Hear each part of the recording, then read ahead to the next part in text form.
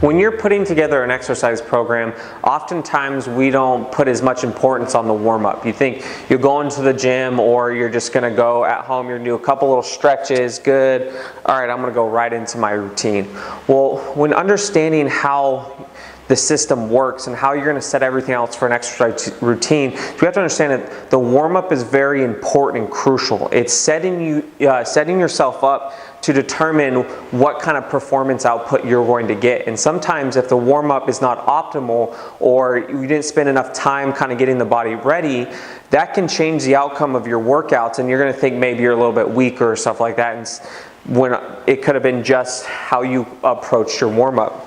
So the importance of a warm-up I want to go over. I want you to think about what key things are happening when you're warming up. And once again, there's going to be multiple, but there's just some key ones that I want to focus here because these are very important when you're exercising. So think about respiratory flow. So getting air into the lungs and then expelling carbon dioxide out on exhalation. Well, when you think about respiratory flow, what a warm-up does is when you're warming your body up, your lungs and all the muscles around it, the tissue, the pleura, is starting to get a higher frequency of contractions and relaxations because your heart rate started to increase, right? What this is doing is it's progressively getting better, so when you are challenging yourself down the road in your strength routine or your cardio component, you've kind of prepared your lungs and your respiratory system for this higher energy based thing that you're trying to accomplish. So warming up helps improve the flow of oxygen and carbon dioxide, but it also helps train the system or prepare the system for a better contraction or inhalation, exhalation with the muscles around the respiratory system. And all these directly affect each other, so as I go through it, this is not in order. One can go before the other, but these are just very important. Now you're thinking about increasing blood flow. So like I said, as you start to breathe more air in and you get oxygen in the blood, well, you're going to want to funnel that blood to your muscles so then they can contract and relax because you need oxygen to utilize when you're working out. So you're going to get an increase in blood flow, and this is going to be through a dilation of your blood vessels. And this is why you want to progressively get ready for your workout versus jump right into and start something very high intensity, because you need to allow these intrinsic systems to kind of get ready for what you're trying to accomplish. It's like waking up in the morning, putting your shoes on and going right out and sprinting. You need time to get up, stretch a little bit, maybe get some water, have a little coffee. You need to kind of set yourself up and mentally prepare at the same time. This is very similar. You're having a mental aspect, but intrinsically you need the system you need to allow it some time to kind of warm up and stuff like that.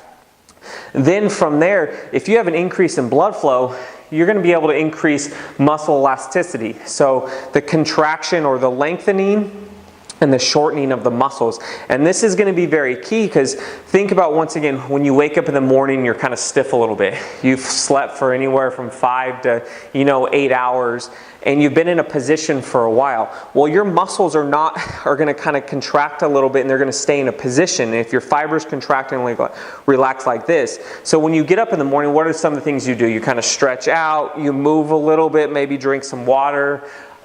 What that's doing is that stretching is it's allowing your muscles to kind of elongate a little bit and shorten and get back to kind of a normal state. So when you're warming up, you want to think about, you want to improve this elasticity. So you want to kind of prepare your body to get going versus going in there cold and kind of stretching. This is why, warm-up routines are very important when you're talking about exercise programming, but in your routine. And then you want to think about, if you improve muscle elasticity, this is going to help improve or increase joint range of motion. So your joints, your shoulder joint, your elbow, your hips, whatever it might be, going back to having this muscle elasticity.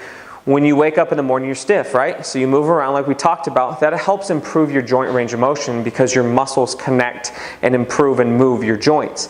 So if you're able to put a proper warm-up into your routine, anywhere from 5 to 15 minutes, and remember, this warm-up is exactly what it says, a warm-up. You don't want your warm-up to be too hard where it fatigues you for what you're about to accomplish in your strength portion or maybe your cardiovascular portion. You kind of want to find the right amount that's good for you, where you're going to improve your blood flow, get that heart pumping a little bit, get better respiratory flow.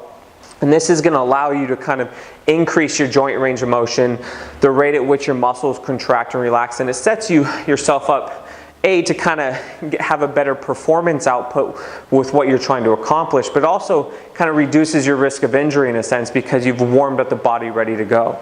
So when you're thinking about your routine, don't skip a warm-up, and a lot of times we don't skip the warm-up, but we oftentimes don't have as much of an importance on that warm-up.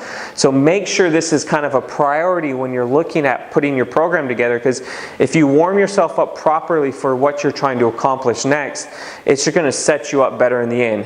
It's like running a race. You want to set yourself up in the best position to win, and you have to start with a warm-up. So look at your warm-up and see possibly how you may improve it, or switch it up a little bit, because sometimes that can be the key to kind of stepping over that next hurdle.